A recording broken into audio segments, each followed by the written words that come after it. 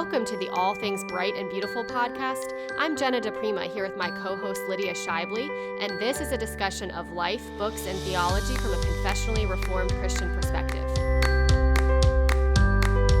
Today we will be discussing Strange New World by Carl Trueman. Strange New World was published by Crossway in 2022. We hope that you enjoy today's episode. Welcome back to All Things Bright and Beautiful. I am Jenna DePrima here with Lydia Shively, and it's good to be back. I'm feeling a little rusty after we've been kind of away for a little while. Me and my husband went to England and got back last week, so we're kind of jumping back into recording, which I'm excited about. Yeah, it feels like it's been kind of a while. But I know. Yeah. And we have a book that I think we're both very excited to discuss today, and it is one, I try not to say this lightly, but I do think this is one really every Christian should read, and it's just been really instrumental for me in understanding kind of the current cultural moment that we're in, and so we do view this as just a really important book that we would recommend that everyone listening read. So just to give a little bit of background, Carl Trueman came out with his first book called The Rise and Triumph of the Modern Self back in, I think, like 2020. So a couple of years ago. And then he wrote this book that we are going to be discussing today called Strange New World. It just released, I think, maybe in the last few months. And it's basically a condensed version of the much larger work that he did a few years ago. So Lydia, I know you've read both. I've read some of The Rise and Triumph of the Modern Self, but not all of it. So can you give us a little more detail just about kind of the difference and then what this book, Strange New World, we're going to be discussing today is about? Yeah, so the Rise and Triumph is 407 pages, and Strange New World is only, I'm going to look at it right now because I didn't look at it before, it is only 187. So just that alone, gives you an idea of kind of the difference between the two. He wrote Rise and Triumph, and then I think it was so well received that he was asked to write kind of a shorter, more popularized version, something that was a little more accessible. Because Rise and Triumph is, it's excellent. I think his writing is very, I don't know. I think it's accessible. Yeah. I think what can happen though in reading it for some, if you're not familiar with the people he's talking about, like if you don't really understand Rousseau or Marx or Nietzsche and you've never encountered the ideas they bring forward, it can feel like you're kind of reading a foreign language at first, because he does a really great job of explaining here's what Nietzsche believed and here's what his philosophy pushed forward.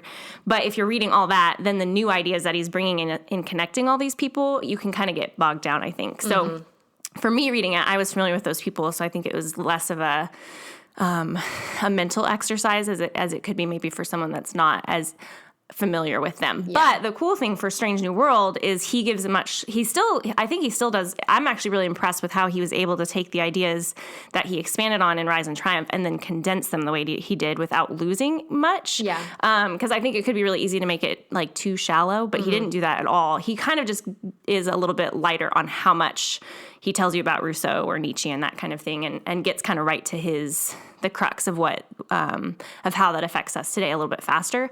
So the cool thing is, if you read Strange New World, I think you get a little bit more familiarity with those people, and then you could pick up Rise and Triumph, and it would be easier to read after that. So I think in that order, if maybe you have looked at Rise and Triumph and like, that was too much of a tome for me. If you read Strange New World, I think it can make it a lot easier to pick up Rise and Triumph, because there is a benefit to reading the bigger volume, because I think the depth of what he gets into, and he does talk about a couple other thinkers that he doesn't touch on in Strange New World, that I think makes it worth the exercise of reading it. But I think reading the smaller version kind of helps in that aim.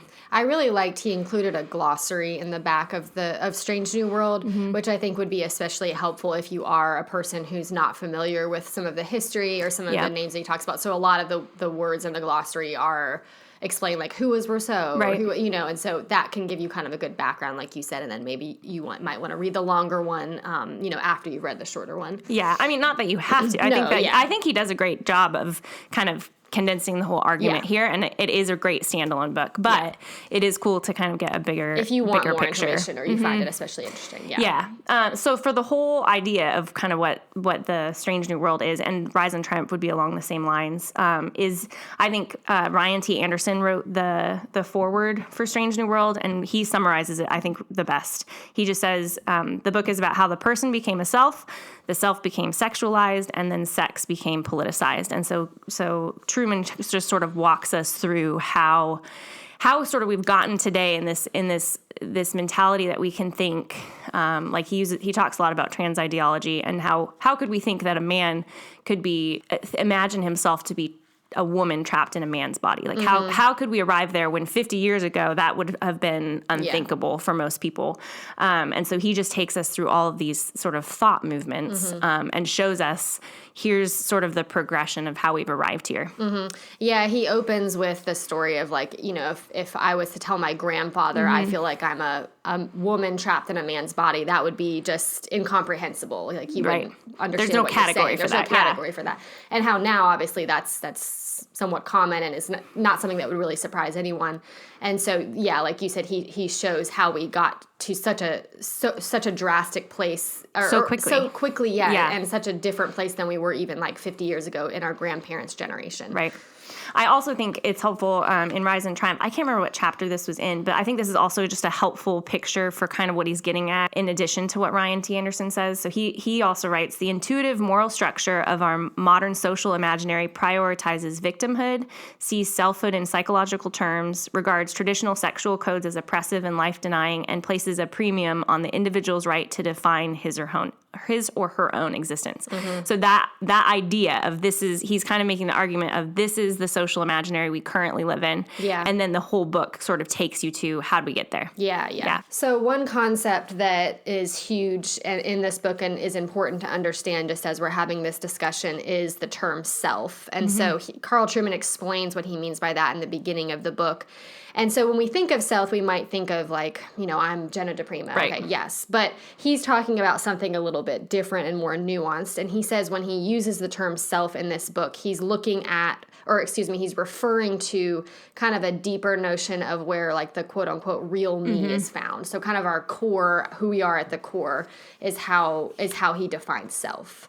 Right. And he says later that sort of this modern self idea assumes that there's an authority of inner feelings, and it sees authenticity, you'll hear that word a lot, as defined by the ability to give social expression to the same. So I should be able to socially express, and we'll talk about later, be accepted for whatever my inner feelings are. And that's my true inner self. Yes, yeah. And he talks about, like, as we're growing up, is, for instance, education training me and shaping me to be who I should be, or am I who I am internally and I'm free to create my own identity? Right. And so he talks about how we've shifted from the former to the latter, and how now, as you said, our inner feelings have the utmost and ultimate authority. Right. And another term that he uses frequently is expressive individualism. And I think this is a kind of a buzzword that you're seeing now discussed a lot more. How does he, or how would you define expressive individualism? So he talks about Robert Bella. I think that's where the term, it was a term coined by this scholar originally. And the way Robert Bella describes it is expressive individualism holds that each person has a unique core feeling and intuition that should unfold or be expressed if individuality is to be realized. So in order to be an individual, this inner self that you have and your intuition, so whatever, again, it's that authority of feelings, you reached your sort of personhood by having that realized outwardly. Yeah, he talks about the idea of authenticity and how that is achieved by acting outwardly in accordance with what our inward feelings are telling us. That's true authenticity. So he goes on to say that a lot of these dramatic changes that we see and experience in society today are related to the rise of the normativity, or like normalizing this expressive individual self. And he talks about how it's particularly expressed through the sexual revolution and how that's changed things. And so, you might be asking, okay, great, what is, why do I need to know all this stuff? Right. And he says, Carl Trueman says towards the beginning of the book that really his goal in writing the book is to help us understand our times in order to respond to them. So in order to respond to them, we have to understand them first. And so I think he says, his goal isn't to necessarily prescribe change, like how do we change it or what do we do, but to help us to understand where we are, and that he's kind of left the other stuff maybe up to a future book or something. Sure, I found that helpful, that, in order to understand like our current cultural moment, we need to look back at the history and we need to analyze how all of these different people and changes in society have led us to where we are today, to really understand how can we go forward now from where we are. Yeah, and I think he talks about this later too, of just the idea that we internalize some of these ideas without even recognizing we're adopting untruths because we don't critically assess these things that are coming at us. And I think also he makes a great case for the fact that, he touches on poetry, psychology, philosophy, all of these things. They influence our everyday lives, and so. As we observe sort of our culture now, we still have poets and philosophers. And so just being in tune of like, what is sort of the thrust of what's happening behind the scenes. And because you might be listening and be like, why do I care about Freud? Why do I care about Oscar Wilde? Like Freud is largely, no one cares what Freud thinks anymore. But to see, I think Trueman makes such a good case to see how these things have brought us to where we are today. It does help us rightly diagnose what's happening because, just like with any illness, if you don't properly diagnose it, you can't properly treat it. So when we're faced with people who have adopted this worldview fully, and we don't understand where it's come from, it's hard for us to sort of implement truth in the right ways and to address the issues in a way that's actually effective. Because he even mentions the sort of common saying of love the sinner, hate the sin. And what he sort of points out is that's not an effective thing. It might be true, but it's not an effective thing to say to someone who has adopted this worldview because of how all these things wrap up together. Yeah, like that was effective maybe 20 years ago, but now that the way we view the self today, that is not an effective thing to say. Yeah, I think that's a great point. I think it might have been with the London Lyceum podcast. They interviewed Carl Trueman on, I think it was on Karl Marx, and it's been a while since I've listened to it, so I'm sure I won't quote him perfectly, but he basically talked about the very thing that you're saying, how, Karl Marx, for instance, made everything political, essentially, and influenced people politically through art and through all kinds of things, because when everything in life becomes political, sometimes the most subtle ways of being influenced are through art, theater, writing, music, poetry, music. And you certainly see that carried on to today. And so we often just receive those things, especially uncritically. Like we don't think about the worldview behind them or think, oh, this piece of music could be political, Right. But that really they are. And often those are the TV shows. Those are the most effective ways often of influencing us, influencing our children. And so this book, I think, really does a great job of equipping you to understand, oh, okay, the basis of, I didn't even realize I was believing this, but I think I've been so influenced by my education or by whatever it is, by a celebrity, a TV show, that I'm actually kind of subconsciously believing this. And really it has its roots in, Rousseau or whatever it might be. And so I think, I totally agree that it helped me even to see some of that kind of subtle influence that I've been affected by. Yeah, and that's why he talks a lot about the social imagination, and that's just this idea of sort of what we believe about the world, and what we believe that just our beliefs about reality, essentially. And I think, and he shows that this social imagination has been so shaped by a lot of these thinkers, and he spends the first chapter, is it the second chapter maybe? Second, I think, on the Romantics, and they were poets, and just how they really did influence thinking in a way that has had a profound impact, like hundreds of years later. I forget the exact dates of the Romantics, but and he even starts as early as let's see. Like even as early as Descartes, which was like in the 1600s. Right, even earlier. So just the idea that thought has lasted this long and transformed to this picture that they sort of put forward in such a way. I think it shows that stories matter, and the stories that we tell and the stories that we are listening to and paying attention to uncritically, they really can shape our thought in good or bad ways.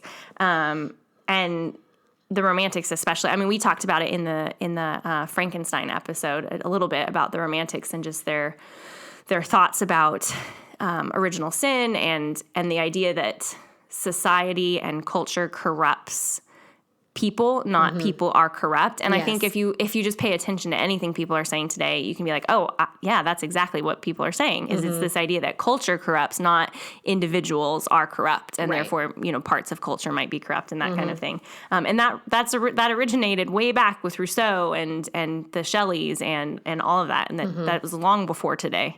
Yeah, he talks about how the Romantics rejected the doctrine of original sin, just exactly what you're saying, and that when you reject that and when you assume that society's institutions are the tool that is basically corrupting people or kind of forming them, then I find it fascinating. He talks about how that must lead to institutions becoming, rather than being places of formation, they become places of performance. And that because we're learning these kind of corrupting tools in institutions, they're no longer places that can actually form us. And so I think you can see how the jump from that goes then to who I am internally is my true self. The outward institution can't form me or can't shape me, that it's corrupt essentially. So I found that really interesting. That's kind of an outworking of what this romantic notion led to.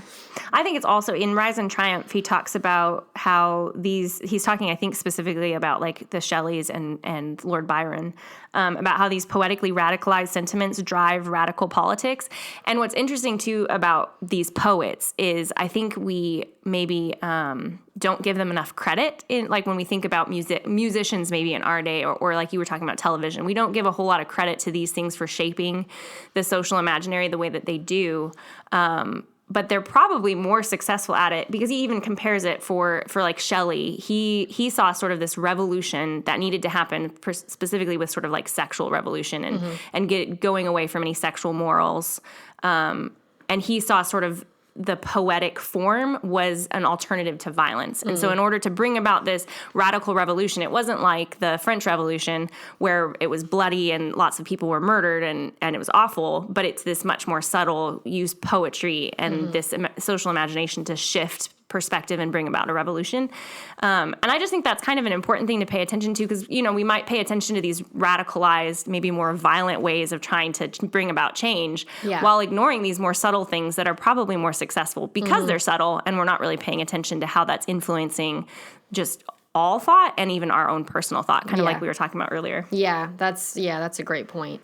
And just one last thing I'll say about the Romantics. One thing he brings up as well is that the outworking of this is that every individual kind of must stand in a naturally adversarial relationship to us if this is true, because because who we are on the inside is the authentic me, not the institutions. And so kind of everyone else around us has this potentially corrupting influence. And he quotes Rousseau, who famously says, "Man is born free, yet everywhere he is in chains." And I think we both kind of chuckled at this.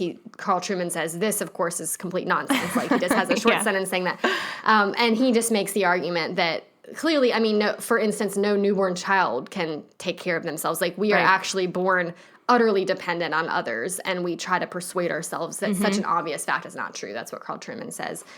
And so but again, it's like, you kind of don't realize the subtle belief, the subtle ways that you're being influenced by that belief, and how that stems back to someone like Rousseau, for instance. So I just found that very interesting as well. Yeah, it's funny, that quote, I remember reading Rousseau. I think that's in Social Contract. Yes, one of his main books. Yep. And I remember reading that in like college and being like, oh, what an interesting idea.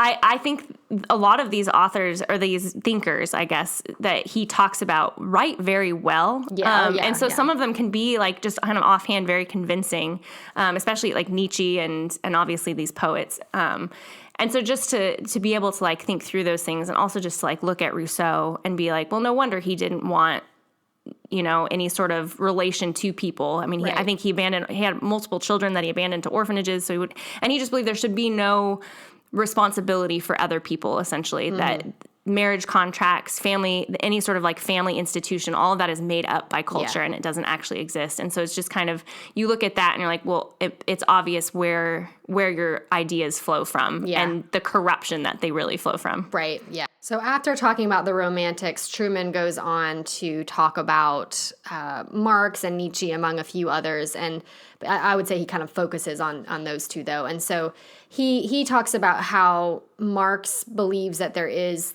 no God, there is nothing really outside of ourselves, there's nothing ordering this universe. And so he believes that the material conditions of life, especially like economic relations that exist between people, are what actually shape how we think about reality. So Marx is going to place, emphasis on economics and how that shapes our reality and shapes how we think about humans.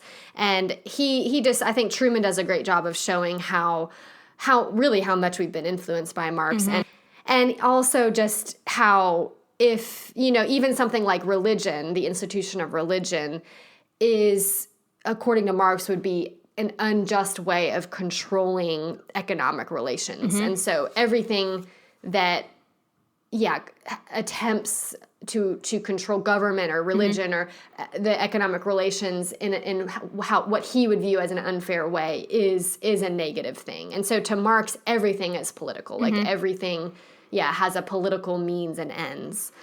Yeah, and then you add Nietzsche on top of that, and Nietzsche believed that morality was then used in the same way to oppress and manipulate people. So you have this like combination of everything is political, and then you have Nietzsche kind of coming in and saying, well, one, God is dead, so there is no moral right or wrong. His famous book, The Beyond Good and Evil, is kind of where he argued. I think there's another one that he mentions in the book. I can't remember off the top of my head.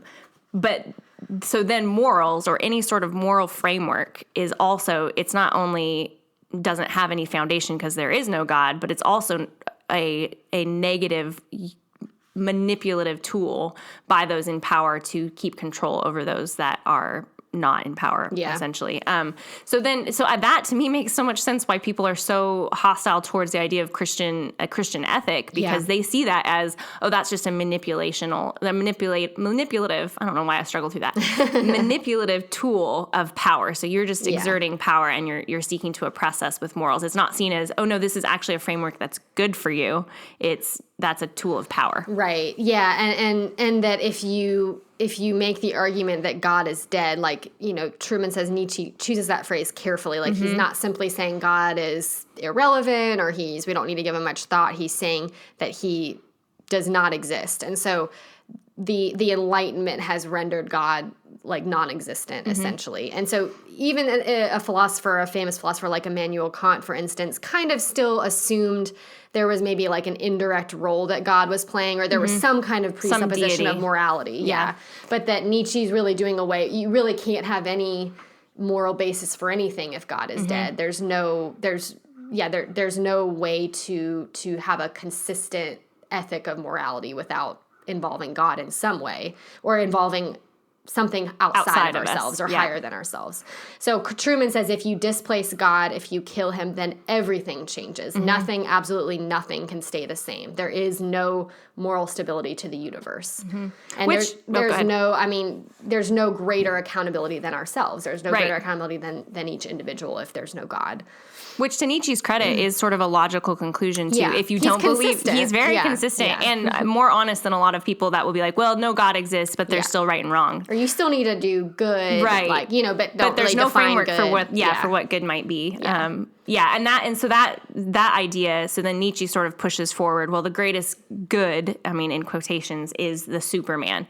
And Carl Trueman talks a little bit about Oscar Wilde, which I would have never made this connection. So it was really cool to see that, of just how Oscar Wilde just sort of, I mean, he was just a very like corrupted and just an interesting historical figure as well. But he talks about how he just lived beyond any sort of morals at a time where that was not a common thing to do. And that was like the ultimate. And there's this sort of idolatry of this artist picture. And I think you see that a lot with people today, because this artistic, beyond good and evil person can be so authentically their self, because they're creating themselves as being an artist, and they're just living outside of any moral code. He talks about how Oscar Wilde went against every expectation of society and was completely his own individual and created. I think Nietzsche talks about self-creation, especially through things like if there is no God, then we're our own masters. And so we create things through art and through writing and through all of these things. And that's the best way, I guess, to kind of exist in this world. And so Oscar Wilde is like a perfect example. I mean, and Oscar Wilde is a great example of how this all does tie into sexuality, because so much of how he lived outside of societal norms was through sexuality and what he pushed in his books and all of that. And so we have this sort of move from the Romantics, which also involves sexuality. It seems to be a common theme. You also have Marx and Nietzsche who bring that politicization. I'm struggling with all these words. That's a hard word. It is. And then you have, he introduces Freud and Freud really is sort of the picture of, because prior to Freud really, he argues that much earlier in biblical times or in ancient Greece, not Freud doesn't argue this, sorry, Trueman does, that was unclear.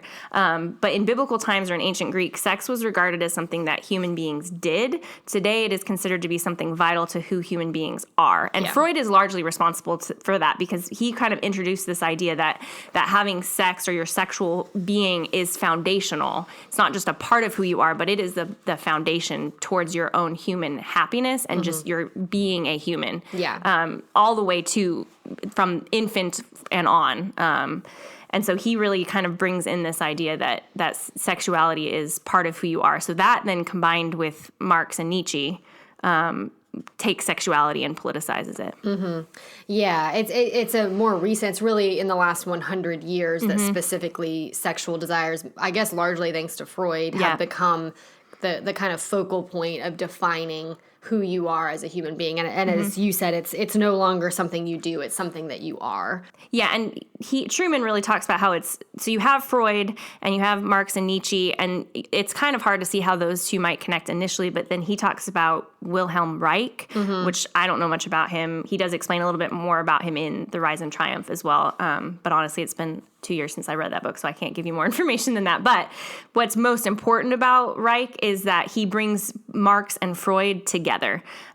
So he uses Marx's notion that human nature is a historical construct, and then he makes Freud's insights useful for Marx's thought. So then he belongs to, and he's kind of the one that introduced that idea that there should be suspicion and criticism towards the traditional family. So this idea that there's something wrong with a traditional sort of Christian vision of family.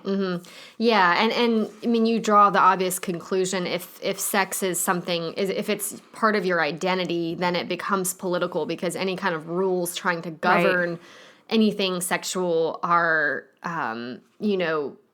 maybe overly controlling or viewed oppressive, as oppressive. Yeah, exactly. And they're inhibiting, this sexual expression that we supposedly are all have a right to have, if that's like the core of our identity and our happiness. And so you see, increasingly more and more as sex has become more and more political, it certainly is something our society is completely influenced by now. And I would say in much more drastic ways than it was even 50 years ago. When you think about like what elementary school kids are being taught about things like contraception or gender identity, all of these things. And there's tons of other examples I'm sure you could give, that it certainly has become a more and more political issue as it's become more and more tied and attached to our identity. Yeah, and for that, on that, that education concept too, I think what we're seeing right now, there's a lot of controversy around education right now that I feel like everyone is probably aware of.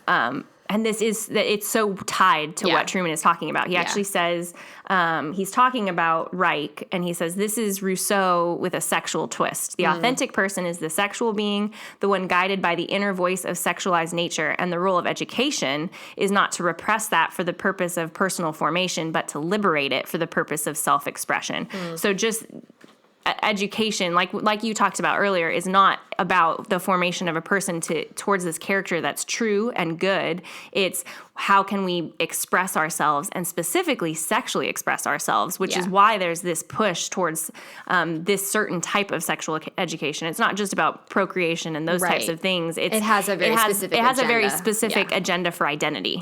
Yeah, that's a great point.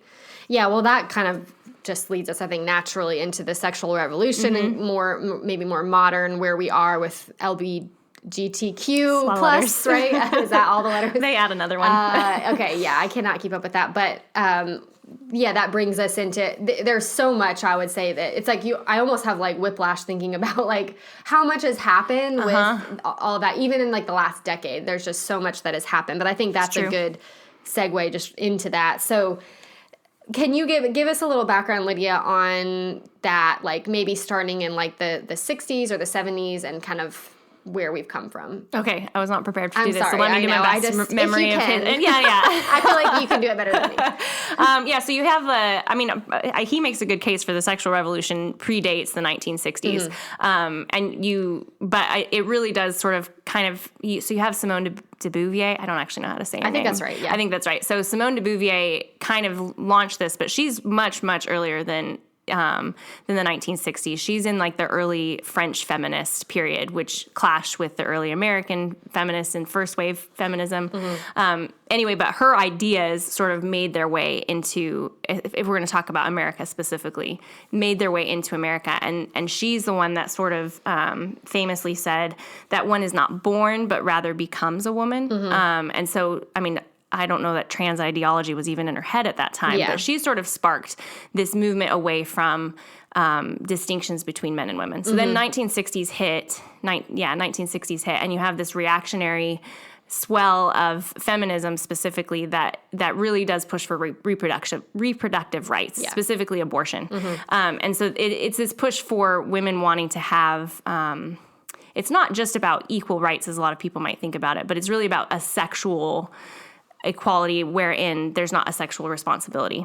Yeah, right. Like, it's, I think with contraception, with abortion, all of that, I think, the end goal is sex without consequences. Which, if you go back to Reich and you have this sort of picture that the traditional family is no longer some ideal that we have, but is actually something to be suspicious of. And then you also have this idea that men and women are essentially the same, so they should have the same ability to not have responsibilities after sex. Abortion and all of that is kind of it's a natural outflow. It's corrupted, but it's a natural outflow from that way of thinking. Right. But so one of the things that Trueman says that I think is really helpful, because I think sometimes we can think sexual revolution is just about all the bad things people want to do. But it's like what he says, it would be a mistake to see the sexual revolution as merely in terms of loosening of moral boundaries to include more forms of sexual expression.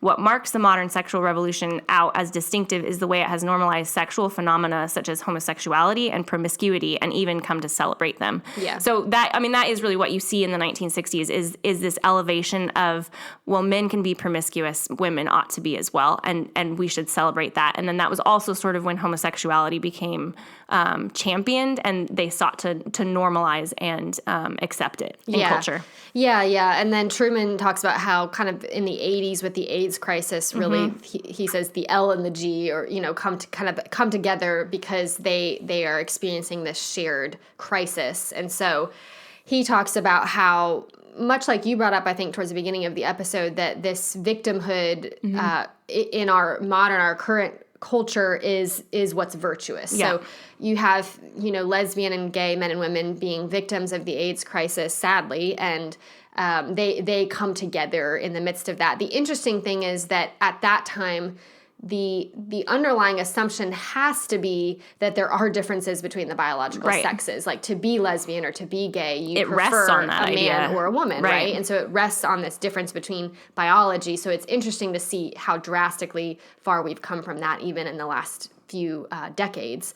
But that's kind of where we were in the 80s. And then, as things develop, there was a later gender theorist that kind of follows in the steps of how do you say her name? I think it's de Beauvoir. De Beauvoir. Don't quote me on that. Judith Butler, and she talks about how gender is a performance, that it's a set of behaviors that society has come to expect from those who possess a certain kind of body. So she makes this separation between sex, which is biologically determined, and gender, which is socially constructed.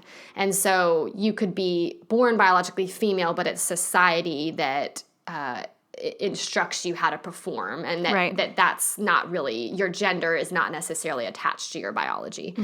So clearly, even in that definition of gender, there's more and more of an authority being granted to the inner self, like the inner, if I am born a female, but I view my desires or my whatever it might be as male, then that's what's true. Right. And whereas that, as we said, would have been nonsensical, 50 or 100 years ago.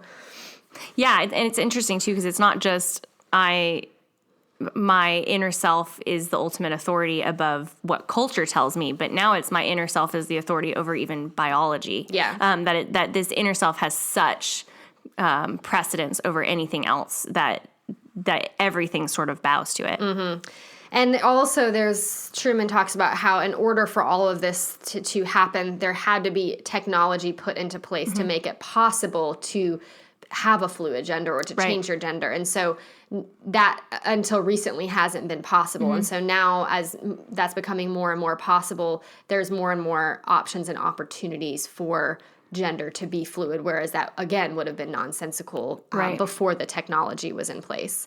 And so, yeah, and I think it's interesting to think about, he says, I think one of his headings is the problem of the T. So when the T is introduced to LGB, it actually causes a lot of problems, right? Like you're now having kind of two competing views of gender and biology.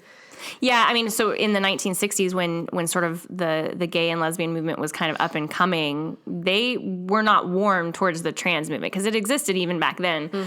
But there was not a whole lot of shared warmth between them. And now it does seem to be that it's this like common victimhood that unites the T now underneath that umbrella.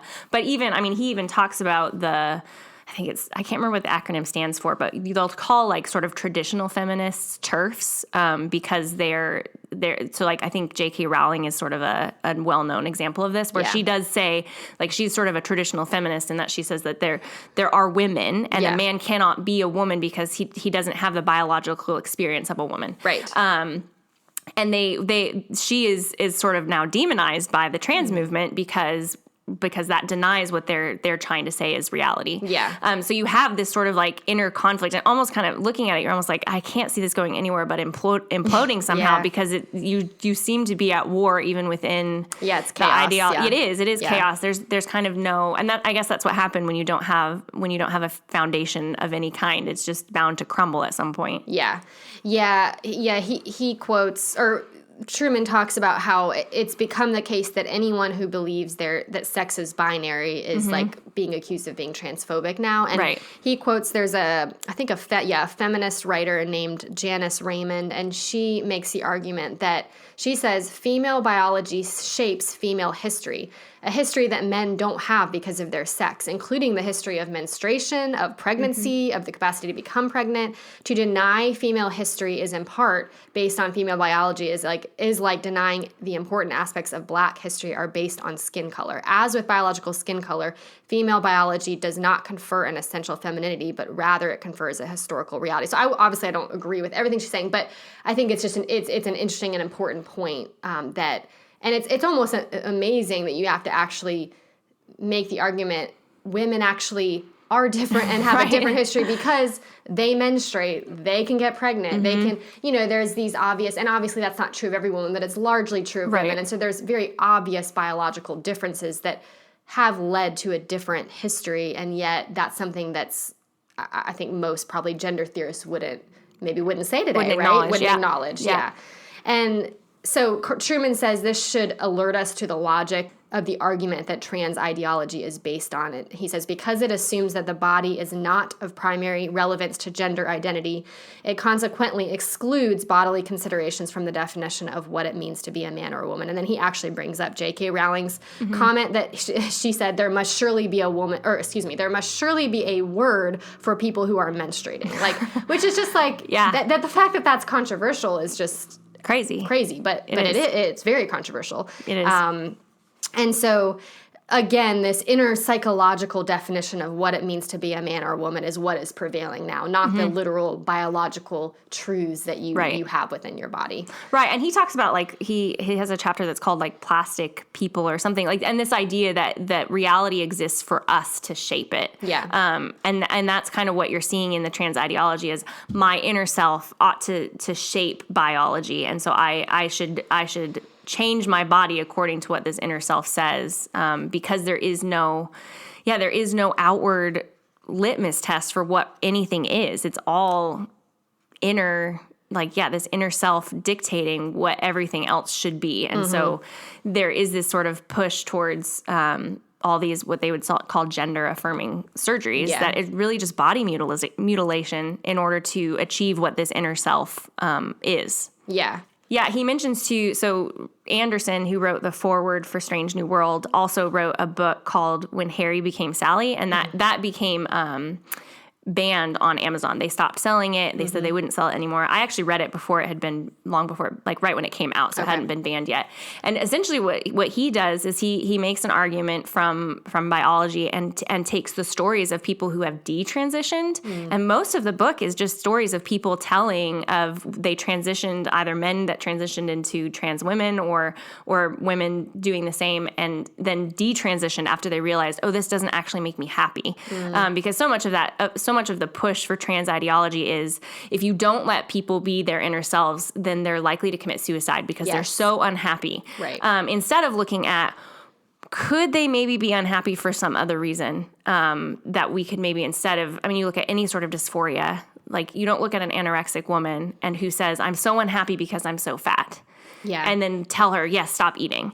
You try to figure out, why are you unhappy? Because it clearly can't be this thing that is not reality. And yet we do that with people who suffer from body dysphoria with gender ideology. And then when they do these transitions, what Anderson really points out is they're not any happier. Right. And so the destruction that happens with these people that then hit that point and then have to detransition, but are never really the same because you can't undo a lot of what's done to them. Yeah.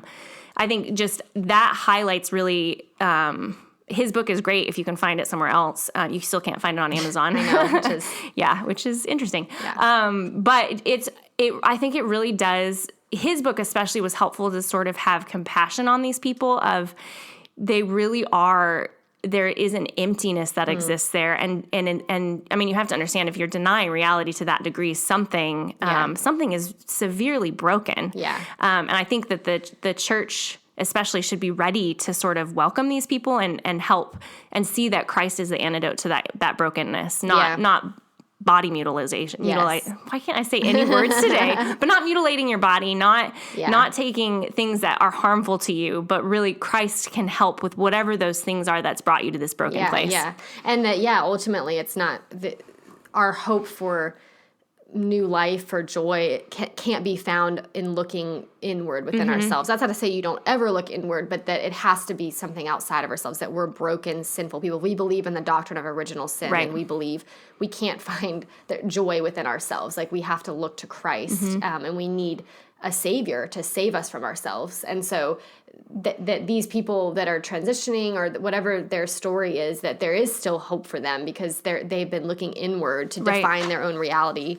And that, you're right. We do have to be prepared as a church. I think we're gonna be facing increasingly complex questions as this becomes more the norm and more prevalent. How do you receive people that are in that boat? You know, a couple other implications that Trueman brings up for the sexual revolution and just our modern view of self is that if we're defining self now as how we think about, if we're defining self now as like our true, real inner self, like that requires some kind of intellectual development. Like, it requires us to be able to look inward. And so he just talks about how that creates big problems for people who don't seem to be able to do that. Embryos in the womb, people, that are have brain problems or whatever it may be, that they are then become not as much of a person as those with fully functioning minds and brains. And he brings up the ethicist Peter Singer, which is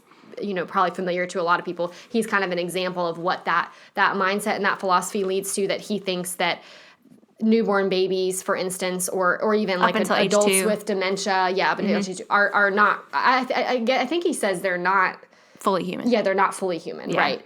And so the implication of that then is that life and death and like the ethics surrounding that become really utilitarian and become, you can kind of morally defend a position that gives precedence to those who you view as fully functioning. And the definition of that can change. The definition of a human, once you move from the embryo in the womb isn't a human, it becomes very fluid. What do you then define as a human or not a human? Is a fully brain dead adult male a human then? Right. It's very subjective at that point. Yes, it's very subjective. And so another implication is that things in the past, like the freedom of speech and religion that we've just always assumed to be true of our democracy, are going to become no longer inevitable. Like those things are going to be begin to be attacked when we define self this way. Because if your self is the truest standard of what reality is, then if someone else is infringing on that, then their right can be taken away. So if their religion or their speech or whatever it might be, that's going to begin to be attacked more. So Trueman just lays out a case for like how we, especially as Christians, need to be prepared, especially with things like the LGBTQ stuff. Like, we're going to be viewed increasingly as bigots. We're going to increasingly be viewed as radical for our views on things like gender, things that would have been the norm, just even in society, even not amongst Christians, are now going to be increasingly viewed as an assault on liberty, you know? Yeah, and that word assault is important because he points out how we've moved from, assault used to be when someone physically harmed someone's physical person or their personal property, so some sort of physical reality, and it really has moved.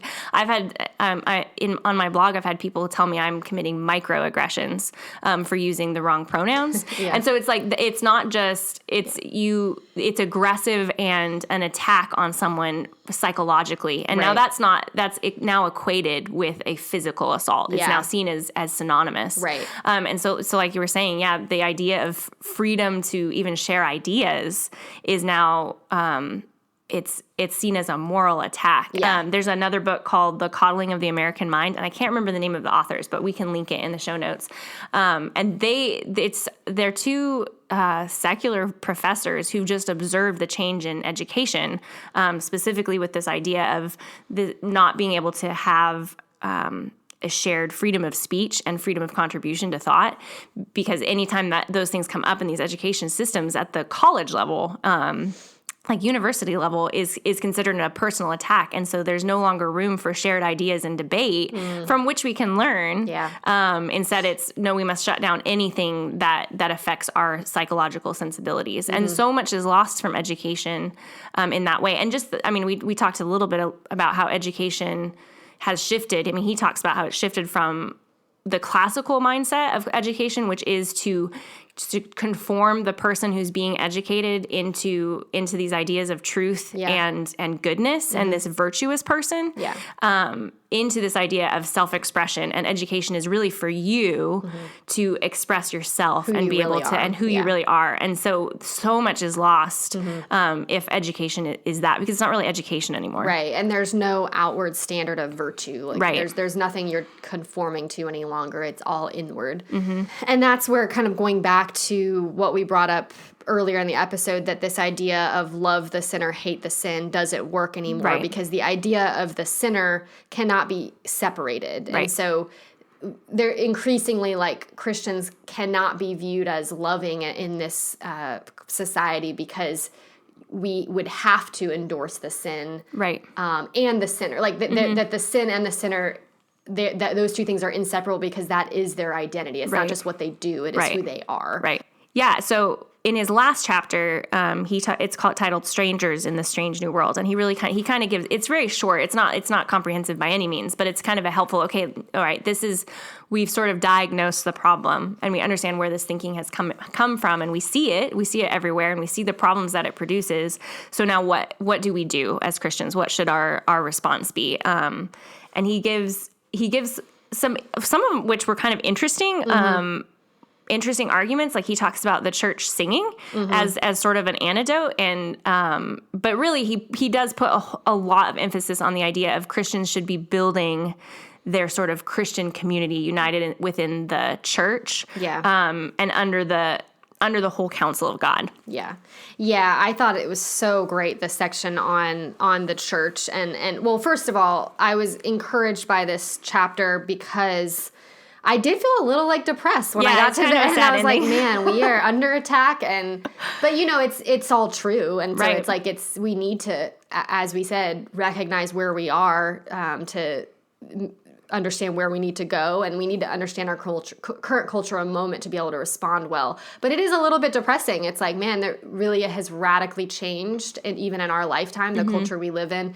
But that shouldn't be something that causes fear in us, because I think we're in many ways. I mean, while of course we don't rejoice in we don't rejoice in the fact that we might be more persecuted, but we do rejoice in the fact that I can see how we're becoming actually more like the early church in a lot of ways. And by that, I mean, like, what was true of the early church is becoming more and more true of us. I think like I'm not saying we're even at the same level. We're certainly not the same level of persecution. I'm not saying that, but that we are becoming more and more like not of this world. Like the church is no longer cultural. It's no longer cultural to be a Christian. And so, while that is hard in some ways, I think it is also, like, we certainly have many promises in Scripture we can cling to. Yes. And the early church would be the same way, you know. But I did love especially when he talked about the church, and he just made the argument that the church must be the strongest community to which we belong. Like, if we're going to be increasingly pushed to the margins, there's going to be these other, for instance, the LGBTQ is a community. Yes. Like, there's going to be these increasingly aggressive communities that view us as bigots. And so we need we've always needed this, but it's a reminder that we need to be a strong community. We need to love the church and be a part of a church. And I loved, he said, many Christians talk of engaging the culture. And in fact, the culture is most dramatically engaged by the church presenting it with another culture, another form of community rooted in her liturgical worship practices and manifested in the loving community that exists both in and beyond the worship service. So rather than focusing so much on, he's not saying we shouldn't engage the culture, but he's saying that the best way we can engage the culture is by being a church, is by being different, essentially, and by focusing on our worship and focusing on the loving community that exists within the church. I thought that was so good and so compelling. Yeah, that's excellent. Yeah, and he says in the Rise and Triumph intro, just in your thought of, like, this is really depressing, look at where we are today, and this is awful. But in his introduction to Rise and Triumph, I thought this was great. He says, every age has had its darkness and its dangers. The task of the Christian is not to whine about the moment in which he or she lives, but to understand its problems and respond appropriately to them. So, that's why he wrote the books. And I just think that's kind of a great reminder of, we've been born in this time period intentionally. God placed us in today as Christians and as the individuals that we are, as the churches that we're in. And we have a calling in this, and like you were saying, in being this robust community that exists because of our union with Christ. And I think too, and maybe this is more like too optimistic, but I think a lot of people are going to be disillusioned by this. Even as we see sort of the clash between sort of the I don't know how to the LG versus the T, I guess. Yes. I guess B is sort of somewhere in between. As you see that clash between those two ideologies, I think you're going to have people that come out of that sort of just, I mean, they're lost now, but they're going to feel lost of, I don't know what to build from. Yeah. Or people raised in homes that are this and see, I mean, like we talked about Mary Shelley being raised in this home of the Romantics and then being disillusioned by it in a lot of ways and finding, this has only birthed brokenness for me. Yeah. And so the church gets to be the ones ready to catch those people. And we have, if we build these wonderful, robust communities around our local churches and rooted in our liturgy and our union with Christ, and that are really just strong communities with one another, I think we will be much more prepared to welcome those people in evangelistically, and then in their if they become Christians, to welcome them into this different community. Because, like you said, the LGBTQ plus, they do have a community. And I think we have to understand that when we engage with these people who have lived their entire lives this way and have been invested in this community, and we say, everything about you is wrong, you need to leave that behind and come to Christ. That is a true death to self, which is what all of us should think of our becoming Christians as, but it is a true, I mean, like every part of who they are will have to change. Yeah. And we need to be ready to welcome them into the church in a way that catches them. Yeah.